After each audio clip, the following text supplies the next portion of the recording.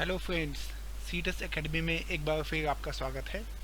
आज मैं आपके पास लेके आया हूँ अपनी सीरीज़ का नेक्स्ट वीडियो, जिसका टाइटल है how to learn AutoCAD 2D basics. Series की पिछली वीडियो में मैंने आपको ऑटोकैड क्लासिक और मॉडर्न इंटरफेस के बारे में बताया था। इसके अलावा मैंने कुछ जरूरी कमांड्स जैसे कि UN, DS और लिमैक्स के बारे में बताया था, जो कि किसी भी फाइल को ओपन करने से पहले जरूरी सेटिंग्स होती हैं। सीरीज़ की इस वीडियो में मैं आपको ऑटोकैड इंटरफेस की जो मॉडर्न इंटरफेस है उसकी डिटेल जानकारी दूंगा, जैसे कि किस तरह से आपके टूल बॉक्स हैं, आपका व्यू पोर्ट्स की जानकारी दूंगा, आपके व्यूज़ व्हील्स की जानकारी दूंगा कि ये व्हील्स क्या पर्पस का है, आपको मॉडल और टैब्स की जानकारी दूंगा।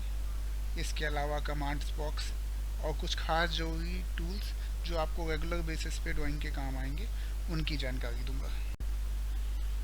तो फ्रेंड, स्टार्ट करते हैं।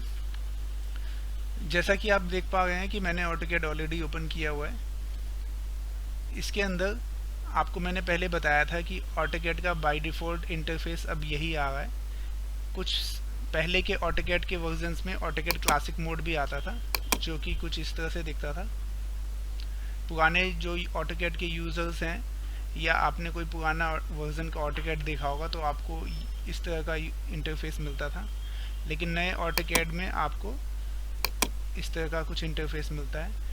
नए ऑटोकैड में क्लासिक इंटरफेस नहीं होता है, वो आपको मैनुअली सेट करना पड़ता है इन टूल बार्स को इधर उधर एडजस्ट करके। तो फ्रेंड्स, मैं आपको नए यूज़र इंटरफेस के हिसाब से ही मैं आपको गाइड करूँगा।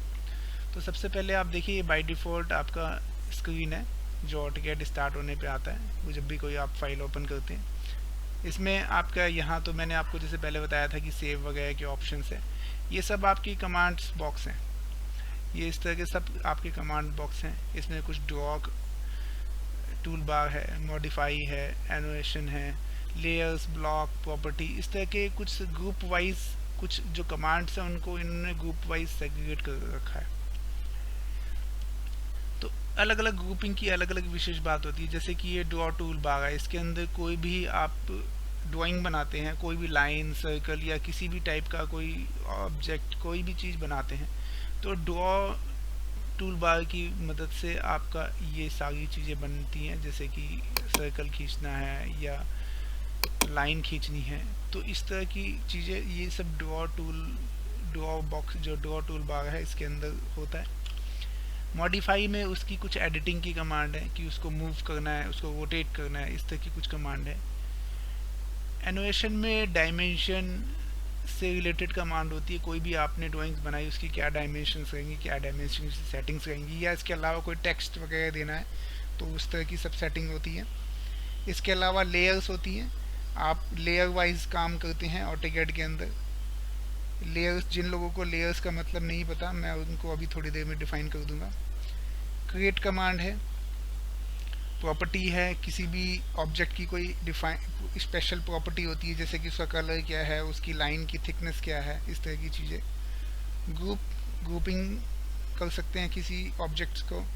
मेज़रमेंट, डायमेंशन और मेज़रमेंट में बेसिकली ये अंतर है कि डायमेंशंस मैनुअली आपको दिखाई देगी स्क्रीन के ऊपर। कोई भी आप डायमेंशन कमांड देते हैं तो आपको दिखाई देगी, इसको ये प्रिंट आउट में भी आएगी। लेकिन मेज़रमेंट में क्या होता है कि ये मेज़रमेंट आपकी इनिशियली जानकारी के लिए होता है कि मान लीजिए आपको इस पॉइंट से इस पॉइंट तक की जानकारी चाहिए, तो आप दोनों पॉइंट क्लिक कर देते हैं तो आपको इनिशियली इस पॉइंट की जो डिस्टेंस है वो यहाँ पे आपको शो कर जाता है। ये जब ड्राइंग बनाएंगे तो आपको समय समय पे इसकी ज़रूरत पड़ेगी। जरूरी नहीं कि आप हर चीज़ को प्रिंट आउट फॉर्म में ही या विजिबल फॉर्म में ही इसकी डायमेंशन चेक कर रहे हैं। ये आप अपनी सुविधा के अनुसार किसी भी तरह से आप ये देख सकते हैं। इसके अलावा वही same copy cut paste command है, जो कि जैसा कि किसी भी सॉफ्टवेयर में होता है। ये बेस कमांड है, इनके बारे में मैं आपको बाद में बता दूंगा। तो इस तरह से नॉर्मल इंटरफेस है, कोई इसमें कोई बहुत रॉकेट साइंस नहीं है। जनरली कई टूल्स ऐसे हैं जो कि बहुत से सॉफ्टवेयर में कॉमनली मिल जाएंगे आपको। अगर आपने पहले किसी सॉफ्टवेयर पे काम किया हुआ है तो काफ़ी कमांड है जो आपकी पिछली किसी सॉफ्टवेयर से, किसी न किसी सॉफ्टवेयर से मिलती जुलती कमांड्स होंगी। इसके अलावा और भी मीनू बार में इंसर्ट है, एनिमेशन है, पैरामीटर, व्यू, मैनेज, ये इस तरह की और भी अलग अलग टाइप की कमांड हैं जो आपको किसी भी ड्राइंग को बनाने में हेल्प कर सकते हैं। इसके अलावा इसमें कुछ और भी ऑप्शंस होते हैं, जैसे कि ये तो आपको कुछ कॉमन आपको ऊपर ही विजिबल हो गए हैं। इसमें कुछ और भी कमांड होती है, जैसे आप डिटेल को इस पर क्लिक करेंगे तो इसमें और भी कुछ जो भी कमांड्स साथ के साथ आ गई हैं। जैसे मॉडिफाई में क्लिक करेंगे, ये भी कुछ मॉडिफाई से रिलेटेड कमांड्स हैं। तो ये आप देखेंगे कि सब कमांड्स के अंदर भी कुछ कमांड्स दी हुई हैं। कुछ जो कॉमन यूज़ वाली कमांड है वो ऊपर ही शो की हुई है, जो कुछ अनकॉमन कमांड है वो उसको थोड़ा पीछे दिखाया हुआ है, ताकि हमारा ज़्यादा से ज़्यादा हमें बड़ा स्क्रीन मिल सके, ज़रूरत पड़ने पे ही उसको यूज़ में लिया जा सके। इसके अलावा आपको यहाँ पे सिंबलाइज करता है कि ये कौन सा व्यू है, किस व्यू में आप काम कर रहे हैं। जैसा कि मैंने आपको पिछले बताया था कि X view, Z axis, X Y और जेड एक्सिस होते हैं। अलग अलग व्यू होते हैं जो 3D के जानकारी रखते हैं, वो समझ सकते हैं इन व्यू के बारे में। कोई भी ड्राइंग जो बाय डिफ़ॉल्ट होती है या बाय डिफ़ॉल्ट कोई फाइल खुलती है वो टॉप व्यू में खुलती है, जहाँ पे आप कोई भी ड्राइंग बनाते हैं, चाहे वो 2D की बनाने वाले हो या आप कोई 3D की बनाने वाले हो। आपको आपकी ड्राइंग की क्या स्टेटस है वो यहाँ शो कर रहा है कि आप टॉप व्यू में हैं। और 2D वायर फ्रेम, जो भी आप ड्राइंग बनाते हैं बेसिकली वो वायर फ्रेम में बनती है। जनरली इस तरह का ये 2D वायर फ्रेम है। इसके अलावा अगर आप ऑब्जेक्ट 3D में बनाते हैं तो यहाँ पे आप चाहे तो इसका विजुअल स्टाइल बदल सकते हैं, जैसे कि कॉन्सेप्चुअल, हिडन, रियलिस्टिक। ये जब एडवांस स्टेज आप ऑटोकैड की करेंगे, जब 3D पे आएंगे, जिसके बारे में मैं बाद में कभी वीडियो बनाऊंगा, तो आप उसमें 3D के बारे में इन सब की डिटेल आप देख सकते हैं कि किस तरह से। फ़िलहाल 2D यूज़र्स के लिए ये 2D वायर फ्रेम की ही ज़रूरत है, इसके अलावा आपको इसमें कोई एडजस्टमेंट करने की ज़रूरत नहीं है। यहाँ पे आप देखेंगे कि उसी तरह से ये एक व्हील दिखाया हुआ है जिसमें टॉप व्यू, राइट व्यू, जैसे कि मैं एक आपको दिखा देता हूँ कि ये सर्कल है, ये आपका टॉप व्यू में एक सर्कल बनाया हुआ है। अब आप देखेंगे कि इसका, जैसे मान के चलिए कि इसका मैं व्यू चेंज करता हूँ एक, तो ये देखिए कि ये है सर्कल लेकिन ये आइसोमेट्रिक एक व्यू बन गया है। इसके अंदर देखिए आपका एक्सिस भी 3D मोड में आ गया है। तो ये बेसिकली 3D यूज़र्स के लिए, अगर आप कोई 3D फाइल बनाते हैं तो ज़्यादातर उसमें ही, ज़्यादातर क्या 90% उसी में ही काम आता है कि आप किसी भी 3D का left view, right view, front view, angle, जो भी एंगल से देखना चाहें उससे आप देख सकते हैं। आप फ़िलहाल ये मान के चलिए कि आप जो है आपको सिर्फ टॉप व्यू में ही काम करना है जो 2D इंटरफेस है, तो इस सेटिंग्स को आपको छेड़ने की ज़रूरत नहीं है। आप चाहे तो यहाँ से इसको स्विच ऑफ कर सकते हैं। इसके अलावा कुछ शॉर्टकट, एक ये बार यहाँ पे दिया हुआ है पैन, जैसे कि आप इसको इधर उधर आप हटाना चाहें, या कुछ मतलब कुछ जो भी जो टूल्स होते हैं जो साथ के साथ ड्राइंग बनाने के साथ में यूज़ होते जाते हैं, इसकी कोई खास ज़रूरत नहीं होती, इसे आप ऑफ कर सकते हैं फ़िलहाल के स्टेज पे। नीचे कमांड बॉक्स होता है जहाँ पे आप कोई भी ऑटोकैड में काम करेंगे, कुछ भी काम करते हैं, एडिट करते हैं, मॉडिफाई करते हैं, नया मतलब ए से लेके जेड तक आप कुछ भी करते हैं तो उसकी डिटेल सब यहाँ पे आएगी। आप यहाँ पे देख सकते हैं कि आप क्या क्या कर रहे हैं, आप कौन सी कमांड दे रहे हैं, कौन सी कमांड नहीं दे रहे हैं। इसके अलावा ये कमांड बॉक्स आपको साथ के साथ गाइड करने का भी काम आता है। ऐसा बहुत कम सॉफ्टवेयर में होता है जो हाथ के हाथ आपको साथ के साथ आपको गाइड भी करते हैं। इस कमांड में आप, जैसे मैंने पहले भी बताया था कि अगर आप कोई लाइन कमांड, जैसे कि आपने एक लाइन कमांड दी एल, जिसका शॉर्टकट होता है, तो लाइन कमांड देने के साथ में आपने कमांड भी दी यहाँ दी। इसके अलावा ये आपसे फिर नेक्स्ट स्टेप पूछ भी है कि स्पेसिफाई फर्स्ट पॉइंट, मैंने फर्स्ट पॉइंट स्पेसिफाई किया, स्पेसिफाई नेक्स्ट पॉइंट। कहने का मतलब ये है कि ये कमांड बॉक्स आपको कमांड की डिटेल के साथ साथ आपको गाइड भी करता रहता है कि आगे का स्टेप क्या होना चाहिए या क्या होगा। इसके अलावा आप लेफ़्ट और बॉटम साइड में आप यहाँ देख रहे होंगे कि मॉडल व्यू दिख रहा होगा, जो टैब सेलेक्टेड टैब है, एक आईसो है या इस तरह के लेआउट है या इस तरह के कुछ और भी हो सकता है, कुछ टैब्स आपके पास आ जाएं, लेकिन मॉडल टैब है वो आपका मेन टैब है जिसमें आप कोई भी ड्राइंग बनाते हैं। इसके अलावा जो भी टैब्स नज़र आ रहे हैं वो बेसिकली प्रिंट आउट या लेआउट या आपको प्रेजेंटेशन के लिए या आपको फाइनल आउटपुट व्यू किस तरह से चाहिए उसकी एडजस्ट सेटिंग्स होती हैं, जिसके बारे में मैं आपको बाद में बता दूंगा। फिलहाल आप मॉडल्स व्यू में ही आप ये मान के चलिए कि आपको मॉडल्स व्यू में ही सारा काम करना है। कोई भी ड्राइंग बनती है वो मॉडल्स व्यू में ही बनेगी। राइट साइड में आप देखेंगे कि कुछ कमांड्स, कुछ जो इंटरफेस है उससे रिलेटेड कुछ सेटिंग्स है या कुछ जो ही स्नैप सेटिंग्स है, जिसके बारे में मैंने आपको पहले कुछ आइडिया दिया था। फिलहाल मैं आपको शॉर्टकट में बता देता हूँ कि ये जनरली कि कोई भी ड्राइंग बनती है तो आपको भी देख रहे हैं कि आपको एक प्लेन बैकग्राउंड दिख रहा है, लेकिन जैसे ही आप ये ग्रिड है, बेसिकली ये ग्रिड है, एक रेफरेंस ग्रिड है।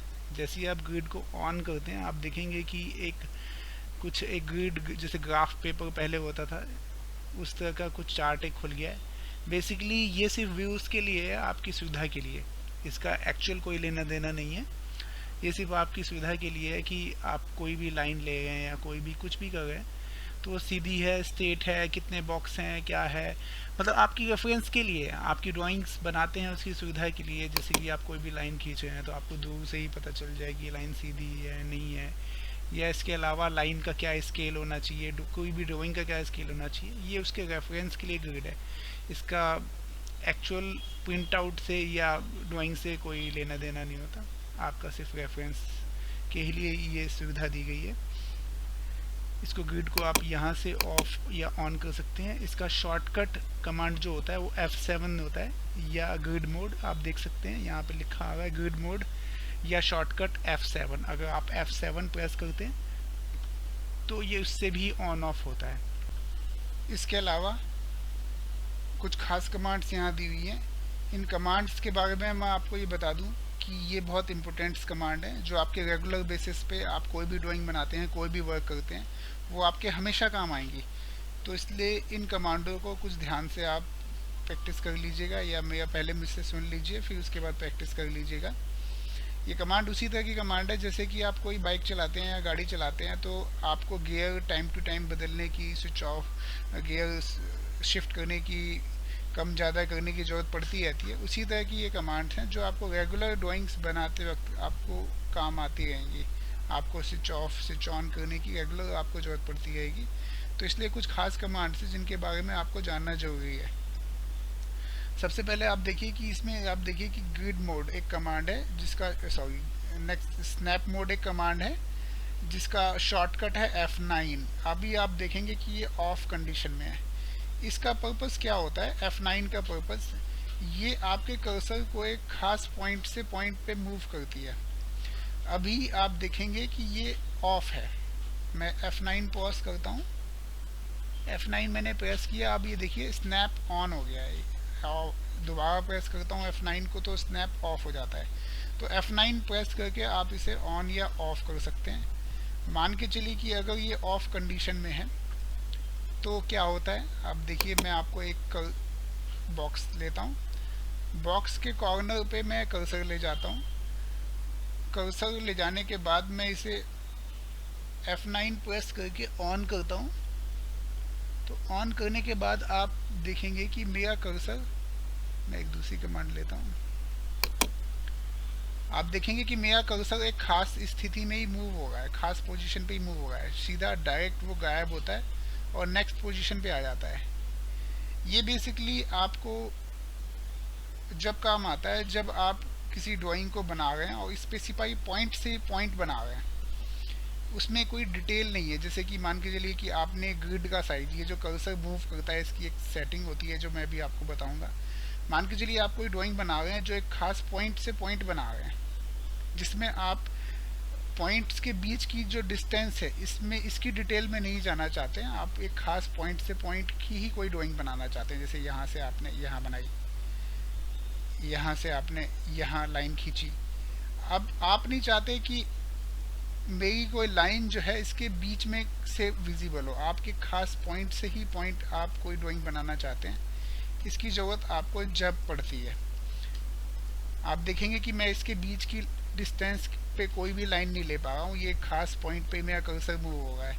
और जैसे ही F9 प्रेस करके मैं इसे ऑफ कर देता हूँ और फिर कोई लाइन कमांड लेता हूँ तो आप इसके बीच में से भी कोई लाइन ले सकते हैं। ये कमांड आपके जब काम आती है जब आप किसी खास पॉइंट से पॉइंट ही ड्राइंग बनाना चाहते हैं तब। इसको मैं F9 से मैं इसको डिलीट कर देता हूँ पहले। इसको मैं F9 यहाँ पे, या तो मैं इस पर डायरेक्ट क्लिक करूँ, इसको ऑफ कर देता हूँ, सॉरी ऑन कर देता हूँ। इस पर डायरेक्ट क्लिक करता हूँ तो ये देखिए ऑफ हो जाती है, यहाँ पे आ रहा है। इसके अलावा मैं F9 प्रेस करके भी इसे ऑफ या ऑन कर, सॉरी ये पोलर, F9 प्रेस करके भी देखिए स्नैप ऑफ स्नैप ऑन हो रहा है। मैं इसे ऑफ या ऑन कर सकता हूँ। इसके अलावा जैसे मैंने आपको बताया था कि कर्सर खास पॉइंट से पॉइंट मूव करता है, अब इस पॉइंट से पॉइंट मूव करने की भी सेटिंग होती है कि आप इसका स्पेस बढ़ा सकते हैं। जैसे कि मैं यहाँ पे आपने क्लिक किया स्नैप सेटिंग, इस सेटिंग पे आपने क्लिक किया, अब आप देखेंगे कि यहाँ पे वही कमांड विजिबल हो रही है, स्नैप ऑन ऑफ की कमांड, जो F9 जिसका शॉर्टकट है। आप यहाँ से जो cursor to cursor point move कर रहा था उसकी बेसिकली स्पेसिंग बढ़ा सकते हैं यहाँ से। अभी ये 0.5 mm जो बाय डिफ़ॉल्ट सेट है, आप इसकी स्पेसिफाई बाय डिफ़ॉल्ट सेटिंग जो चेंज कर सकते हैं। मान के चलिए कि अभी ये cursor 0.5 mm to 0.5 mm move करेगा। ये ड्राइंग बेसिकली मैट्रिक्स स्केल में बनी हुई है, मैट्रिक्स मोड में बनी हुई है, जिसमें ये mm मीटर में काम करेगी ये ड्राइंग। तो इसके अंदर ये जो सेटिंग है ये 0.5 है।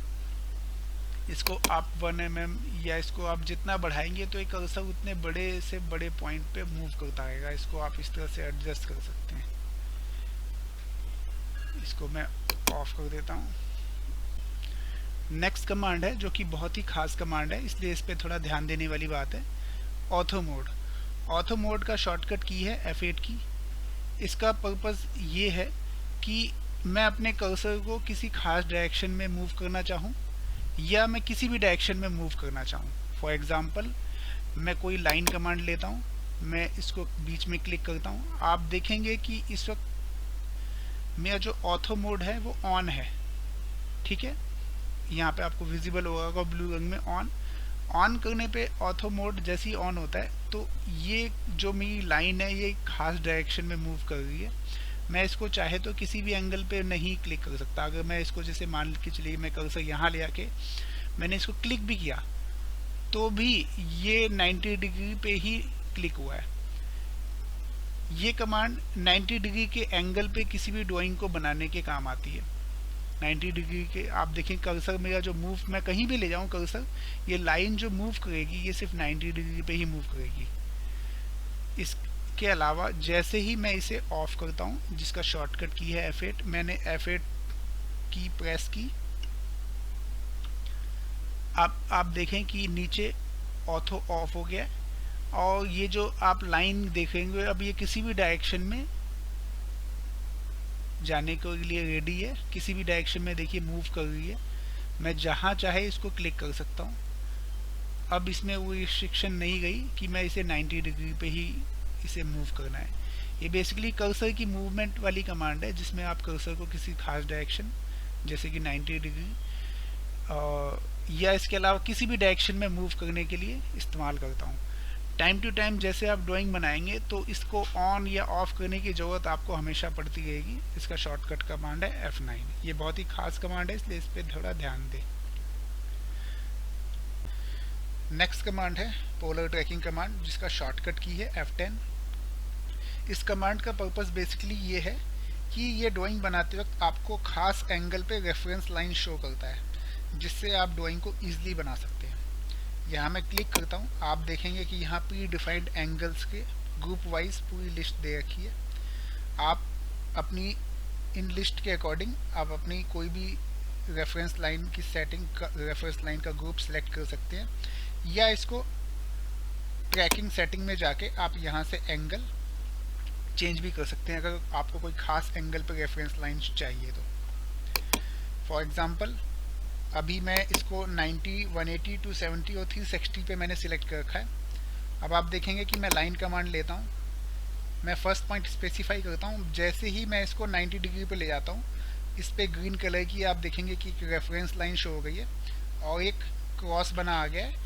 इसका मतलब ये है कि मैं अब कर्सर चाहे कहीं पे भी हो, मैं जैसे ही क्लिक करूँगा ये बाय डिफ़ॉल्ट क्लिक उसी रेफरेंस लाइन पे होगा। जैसे देखिए आप मेरा कर्सर नीचे है, मैं क्लिक करता हूँ, लेकिन ये क्लिक 90 डिग्री पे हुआ है क्योंकि मैंने 90 डिग्री पे रेफरेंस लाइन के ऊपर क्लिक किया था। उसी तरह से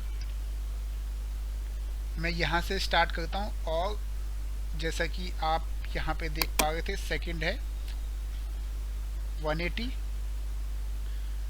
देन मैं यहाँ से 180 पे ले जाता हूँ, तो 180 पे भी सेम रेफरेंस लाइन विजिबल हो गई है। अगेन उसी तरह से 270 या इसके अलावा 90 डिग्री। तो इसी तरह से जो भी यहाँ पे आपको एंगल दिए हुए हैं उन एंगल पे ये मेरी रेफरेंस लाइन विजिबल हो जाएगी। अगर आप इसे चेंज करते हैं 45-90, तो आप देखेंगे कि मैं अगर कोई लाइन नेक्स्ट खींचाऊँ तो ये 180 पे तो आई ही है, इसके अलावा ये 45 डिग्री पे भी अब रेफरेंस लाइन शो करने लग गया है। आप पोलर ट्रैकिंग कमांड को F10 की मदद से ऑफ या ऑन भी कर सकते हैं। नेक्स्ट कमांड है आइसो ड्राफ्ट। इस कमांड का पर्पज़ ये है कि अगर आप किसी ड्राइंग को आइसोमेट्रिक व्यू में बनाना चाहते हैं, लेकिन एक्चुअली वो हो 2D मोड में, मतलब 2D मोड में अब अगर आप आइसोमेट्रिक व्यू में ड्राइंग बनाना चाहते हैं तो ये कमांड जब काम आती है।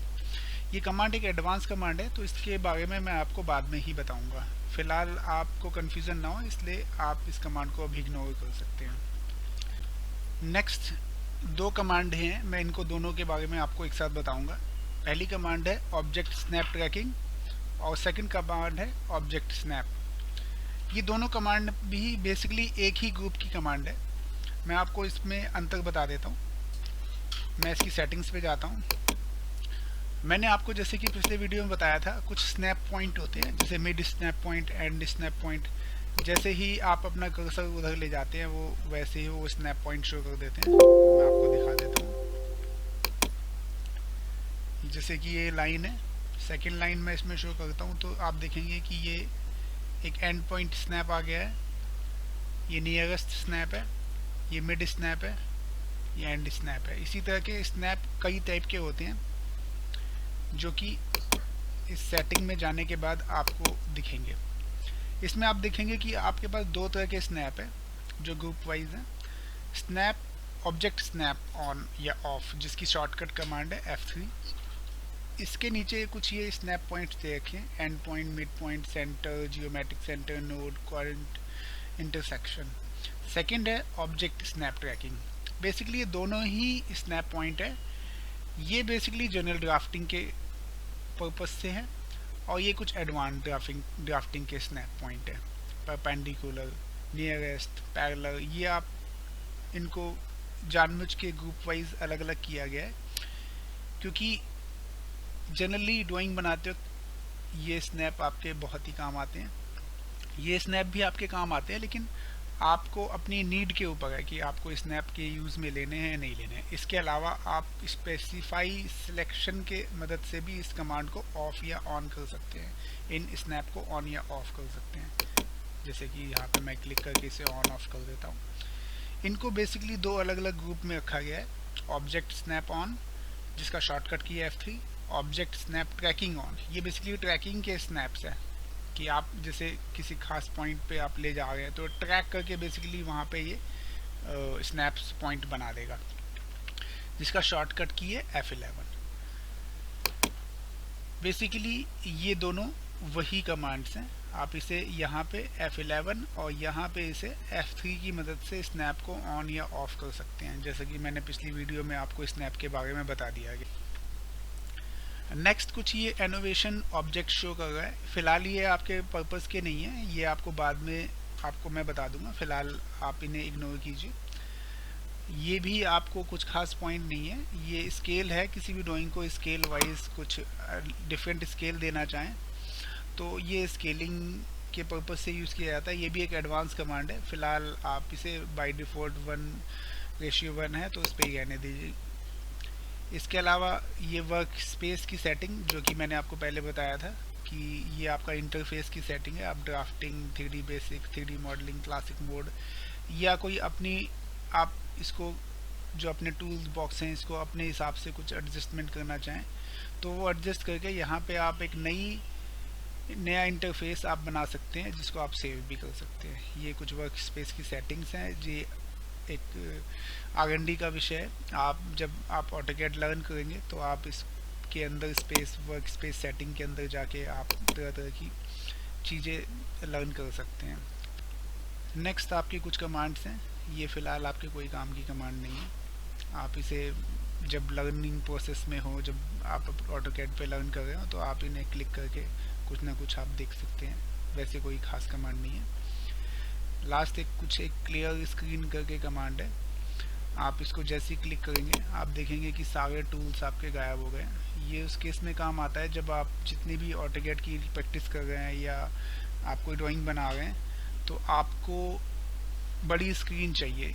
आप शॉर्टकट्स यूज़ करते हैं, टाइप कीबोर्ड का यूज़ करके आप कोई ड्राइंग बनाते हैं, आपको स्क्रीन बड़ा चाहिए। तो ये उस पर्पस के लिए आप किसी बटन पे क्लिक करके कोई कमांड नहीं लेना चाहते हैं, आप टाइप करते हैं। जैसे कि लाइन कमांड है तो आप L टाइप करते हैं, L टाइप लिख के लाइन करते हैं। लेकिन अगर आपको कमांड के थ्रू नहीं करना है तो आप इस पर क्लिक कीजिए, यहाँ पे एक कमांड है, यहाँ से क्लिक कीजिए, सेम कमांड वही काम करेगी। तो ये बेसिकली उनके लिए है जो सिर्फ कीबोर्ड का यूज़ करने के लिए करके कोई भी ड्राइंग बनाते हैं। तो फ्रेंड्स आज के लिए बस इतना ही। अब तक आप किसी भी ड्राइंग को बनाने के लिए ऑटोकैड पे काम करने के लिए जो ज़रूरी जानकारी होती है वो मैं आपको बता चुका हूँ। आगे की वीडियो में मैं आपको ड्राइंग के ऊपर वर्क करना सिखाऊंगा कि किस तरह से ड्राइंग के ऊपर काम किया जाता है। तो फ्रेंड्स आशा करता हूँ आपको मेरे सिखाने का तरीका पसंद आया होगा और आपको मेरी समझाई हुई सारी बात समझ में आई होगी।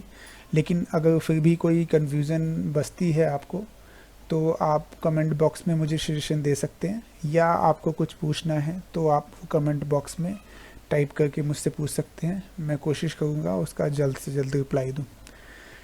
ओके, तो फिर मिलेंगे नेक्स्ट वीडियो में। तो फ्रेंड्स मेरे नए वीडियो के अपडेट्स के लिए प्लीज़ मेरा चैनल सब्सक्राइब कीजिए, लाइक कीजिए और बेल का आइकन दबाइए ताकि आपको मेरे नेक्स्ट वीडियो की अपडेट तुरंत मिल सके। Okay, take care, thank you.